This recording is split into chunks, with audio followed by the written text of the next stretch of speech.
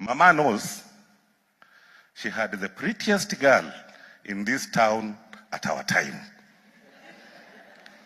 And there is no way, with my big eyes, I'll not have seen her. Honestly, I would have failed the people where I come from. I'm a Luhya, and Luhyas have very good eyes. So I saw Carol, very, very pretty. We had Lorraine. But I have bad manners. My eyes kept on seeing because they are bigger. So she took off because I kept on seeing others. And I saw another 3. And she said, no, me, I can't stand this character. Ako na tabia mbaya, anapenda. Akiona huyu, anataka. Akiona huyu, anataka. So after that, Carol married Munywa. Ndio mnaona hiyo majina mengi. And I'd want to take this opportunity, maybe to introduce my children, they are here, and call upon Munywa, who took over the reign, to introduce the other family. Ndio watoto wajuane. They must know they are related.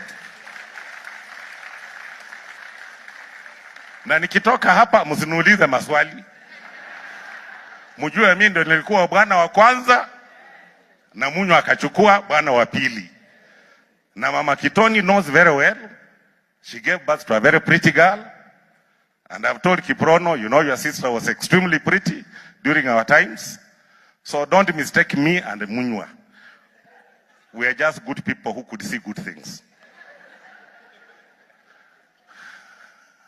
Niko na watoto wangu hapa. I've seen a few of them. And a beautiful lady here who has been taking care of them, called Anne Lanoi. Her, she had the strength to withstand this man. So kakavumilia tu, kakalea wote na wamekuwa wakubwa. I saw you here. I saw you, June.